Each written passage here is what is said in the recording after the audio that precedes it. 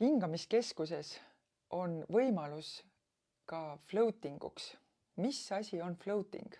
Floating on eesti keeles tegelikult hõljumine. Hingamiskeskuses on 3 mõnusat ruumi, kus on floatingu vannid. Ja floatingu vann on veega täidetud vann, mis on rikastatud Epsom soolaga. Epsom sool aga omakorda peatab või paneb kinni gravitatsiooni ja kui sa lähed sellesse rohkelt rikastatud Epsom soola vanni, siis sa hõljud vee pinnal. See on imeline kogemus, mis paneb kinni sinu teadliku meele ja sa saad täielikult lõdvestuda. Sinu keha lõdvestub, sinu meel lõdvestub, sinu lihased ja liigesed saavad ka magneesiumiga rikastatud. Tule ja koge.